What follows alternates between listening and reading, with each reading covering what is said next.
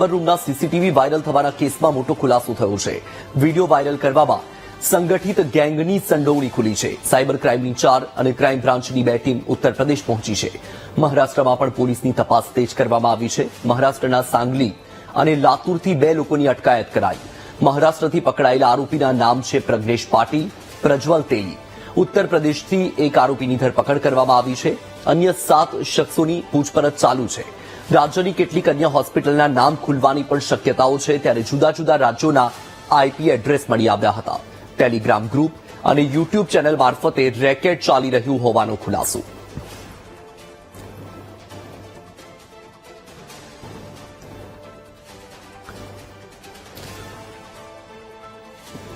તો આજે CCTV viral થયા હતા અને હવે તે ઘટનાને લઈને તપાસનો ધમધમાટ શરૂ કરી દેવામાં આવ્યો છે. એક ખુલાસો એ પણ થયો છે કે એક ગેંગ સક્રિય હતી અને એ ગેંગ આ રીતે સીસીટીવીને હેક કરતી હતી અને સીસીટીવી વાયરલ કરતી હતી અને આમાં આખું મોટું કૌભાંડ, આખું રેકેટ ખુલે તેવી પણ શક્યતા છે. હવે આપણી સાથે એક ગેસ્ટ જોડાયા છે, મયુરભાઈ, કે જેઓ એક્સપર્ટ છે સાયબરના. તેમની સાથે પણ વાત કરીશું. મયુરભાઈ, સ્વાગત છે આપનું વીટીવીમાં. મયુરભાઈ, આખી આજે ઘટના સામે આવી છે રાજકોટથી કે જ્યાં હોસ્પિટલના સીસીટીવીને હેક કરવામાં આવ્યા અને તે વાયરલ થયા અને હવે આ જે ઘટના બની છે તેના લઈને સુરક્ષા પર સૌથી મોટો સવાલ ઉઠ્યો છે. કારણ કે એક ખુલાસો એ પણ થયો છે કે આખી ગેંગ છે જે આ રીતે સીસીટીવીને હેક કરે છે અને ત્યારબાદ આ પ્રકારનું કૃત્ય આચરવામાં આવે છે. તો સૌથી પહેલા તો તમે એ કહો કે કેવી રીતે આ હેક કરવામાં આવે છે, મોડસ ઓપરેન્ડી શું હોય છે આવી ગેંગોની? આમાં સીસીટીવી હેક કરવા માટે અલગ અલગ પ્રકારના પાસા હોય છે.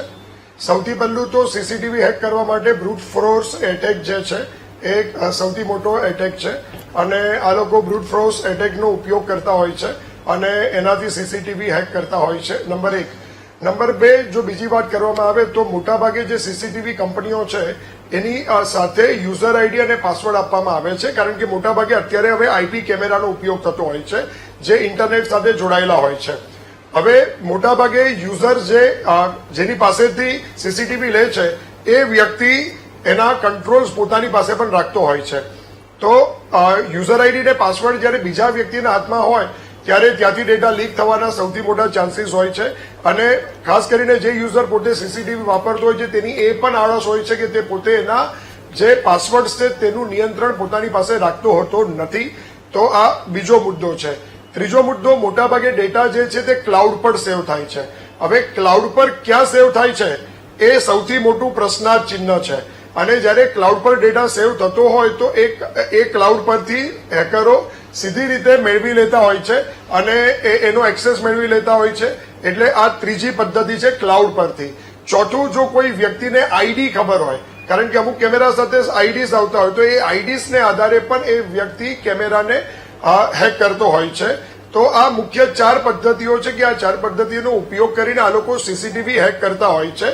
અને મુખ્ય મુદ્દો એ છે કે સીસીટીવી જે અત્યારના સમયમાં આઈપી જે છે એ આઈપી નું જે બેકઅપ છે એ કઈ જગ્યા પર થઈ રહ્યું છે એ પ્રશ્નાર્થ છે. અને સેકન્ડ થિંગ કે તમે તમારો પાસવર્ડ નથી બદલ્યો અને તમારા પોર્ટ જે ડિફોલ્ટ પોર્ટ છે તે ડિફોલ્ટ પોર્ટ સાથે ચાલી રહ્યા છે, બરાબર. કારણ કે અત્યારે કોઈને પણ હેક કરવા માટે 3 વસ્તુ મુખ્ય છે: આઈપી એડ્રેસ જોઈએ, મેક એડ્રેસ જોઈએ, આ 2 મુદ્દા, અને સાથે કઈ કંપનીનો કેમેરો છે તેનું નામ જોઈએ. એટલે એ વ્યક્તિ માટે ઇઝી, હેકર માટે ઇઝી એક્સેસ થઈ જાય છે.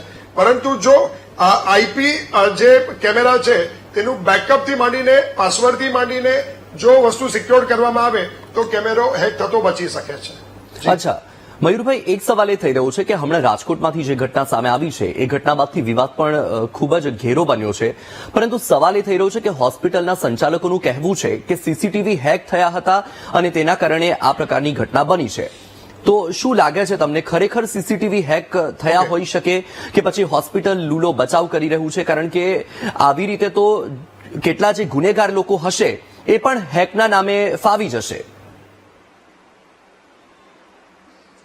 આમાં એક મુદ્દો છે કે આપણે કોઈ પણ પરસેપ્શન્સ પર જતા પહેલા એક બાબત બહુ સ્પષ્ટ છે કે એનો લોગ ડેટા. કારણ કે જ્યારે પણ કોઈ વ્યક્તિ હેક કરે છે તો એનું આઈપી એડ્રેસ ત્યાં ડિલિવર થાય છે, ત્યાં અંદર એની ડિજિટલ ફૂટપ્રિન્ટ બને જ છે. તો જો સીસીટીવી નું જે ડીવીઆર છે એ ડીવીઆર ના લોગ ડેટા મેળવવામાં આવે તો આપણને એક્ઝેક્ટ ખબર પડે કે કોણ વ્યક્તિ લોગ અંદર દાખલ થયું છે. મોટાભાગે જો વાઈફાઈ છે તો વાઈફાઈ ને જો હેક કર્યું હશે તો વાઈફાઈ થી પણ જો એમને રૂટ મેળવ્યો હશે તો વાઈફાઈ ના પણ જો લોગ ડેટા મેળવવામાં આવશે તો એ આપણને ખબર પડે કે કયા પ્રકારના જે તત્વો છે અથવા કેટલા ડિવાઇસની મદદથી આને હેક કરવામાં આવ્યું હતું અથવા ક્યાંથી આ લોગિન થયું. કારણ કે કોઈ પણ વ્યક્તિ જયારે યુઝર આઈડી ને પાસવર્ડ પોતાના ડિવાઇસમાં નાખેલું હશે તો તેની ડિજિટલ ફૂટપ્રિન્ટ એ સર્વર પર બનેલી જશે. તો જો એના ડેટા ડીવીઆર માંથી કાં તો સર્વર પરથી મંગાવવામાં આવે તો એક્ઝેક્ટલી ખબર પડે કે આ ક્યાંથી થયેલું અને જે આગળ શરૂઆતમાં તમે કીધું કે અહીંયાથી પકડવામાં આવ્યા છે એનો મતલબ એ છે કે લોગ ડેટા મેળવી લીધા છે સાયબર ક્રાઇમ ડિપાર્ટમેન્ટ અને લોગ ડેટાને આધારે આઈપીની તપાસ કરી અને આઈપીને આધારે આ લોકો જે કલ્પ્રિટ છે જે મુખ્ય આરોપી છે ત્યાં સુધી પહોંચી શક્યા છે. અચ્છા, તો માની લો કે ધારો કે હેક થયું છે અને અવારનવાર આવી હેકની ઘટનાઓ બનતી હોય, આપણે જોયું છે કે સોશિયલ મીડિયામાં પણ લોકોના અકાઉન્ટ હેક થતા હોય છે. તો સૌથી મોટી વાત એ છે કારણ કે આ હોસ્પિટલ છે અને અહીં મહિલાઓની સુરક્ષા અને સાથે મહિલાઓની જે ગરિમા છે એ જળવાવી ખૂબ જ આવશ્યક છે. તો જ્યાં પણ સીસીટીવી લગાવવામાં આવ્યા છે તો શું ત્યાં કોઈ એવી એન્ટી હેકિંગ પ્રક્રિયા ન થઈ શકે, એવું કોઈ લોક ન હોય કે જેનાથી આ પ્રકારે અટકાવી શકાય? જી ચોક્કસથી, કારણ કે કોઈ પણ વસ્તુ જયારે ઇન્ટરનેટ સાથે જોડાયેલું છે તો હેકેબલ છે. નંબર 1. નંબર 2 કે એસઓપી, ખાસ કરીને સીસીટીવી માટેની એસઓપી નું પાલન તદ્દન થવું જરૂરી છે. જો એસઓપી નથી તો એસઓપી ડેવલપ થવી જોઈએ. બીજું, ત્રીજો મુદ્દો કે આવા લેબર રૂમની અંદર કેમેરા લગાડવા એની પાછળનું ઇન્ટેન્શન શું, એ એક સૌથી અગત્યનો મુદ્દો થઈ જાય છે. આજે જેવી રીતે કોઈ પણ જગ્યા પર જે ટોયલેટમાં કેમેરા નથી તો લેબર રૂમની અંદર કેવી રીતે કેમેરા આવ્યા? તો આ એક સીધો મુદ્દો છે કે જ્યાં આપણા પ્રાઇવેટ પાર્ટ્સ પર કોઈ કાર્ય થઈ રહ્યું છે કાં તો પ્રાઇવેટ પાર્ટ્સ પર કોઈ ઓપરેશન જેવી પ્રક્રિયા થઈ રહી છે તો ત્યાં જો કેમેરા લાગેલો છે તો આ એક પ્રશ્નાર્થનું ચિહ્ન છે. અને કેમ લગાડ્યું એક સૌથી મોટો મુદ્દો છે. તો ક્યાં કેમેરા હોવા જોઈએ, ક્યાં કેમેરા નહીં હોવા જોઈએ, એની એક એસઓપી સ્પષ્ટતા હોવી જોઈએ. બીજો મુદ્દો જે છે તેની અંદર કે કેમેરા માટેના પાસવર્ડ તમારી પાસેના હોવા જોઈએ અને એક એડમિન હોવો જોઈએ કે જે કાં તો એક ત્યાં ચીફ ટેકનિકલ ઓફિસર હોવો જોઈએ, સીટીઓ, કે જે આ બધી જ વસ્તુનું નિયંત્રણ કરતો હોય. ત્રીજો મુદ્દો કે જે ડેટા છે તે ડેટા કયા સર્વર પર અથવા કયા ક્લાઉડ પર જઈ રહ્યા છે તેની પણ માહિતી હોવી જોઈએ અને શું એ ડેટા જે છે એ ડેટા એન્ક્રિપ્ટેડ છે. આ એક સૌથી મોટો અગત્યનો મુદ્દો છે. કારણ કે ડેટા એન્ક્રિપ્ટેડ નહીં હોય તો કોઈ પણ વ્યક્તિ એનો ઇઝીલી એક્સેસ મેળવી શકશે. તો આ ત્રીજો મુદ્દો છે. ચોથો મુદ્દો કે જ્યાં 2 ફેક્ટર ઓથેન્ટિકેશન કાં તો મલ્ટીફેક્ટર ઓથેન્ટિકેશન હોવું જોઈએ. કોઈ તમારા ડિવાઇસની અંદર લોગિન થઈ રહ્યું છે તો શું તમે 2 ફેક્ટર ઓથેન્ટિકેશન કે મલ્ટીફેક્ટર ઓથેન્ટિકેશનનું પાલન કરેલું? કેવી રીતે કોઈ પણ વ્યક્તિ સહજતાથી અંદર દાખલ થઈ શકે? અને છેલ્લો મુદ્દો કે જ્યારે તમે સીસીટીવી કે કોઈ પણ વસ્તુ જ્યારે હેન્ડલ કરો છો ત્યારે ખાસ કરીને એનું સમગ્ર નિયંત્રણ, આખા સીસીટીવીનું નિયંત્રણ કોના હાથ સુધી છે એની ટોટલ માહિતી એડમિન પાસે હોવી અત્યંત જરૂરી છે. તો આટલી બાબત જો આપણે પ્રિકોશન્સ લેવામાં આવે અને એના જે ડિફોલ્ટ આઈડી પાસવર્ડ છે તેને બદલવામાં આવે, આઈપીને હાઇડ કરવામાં આવે.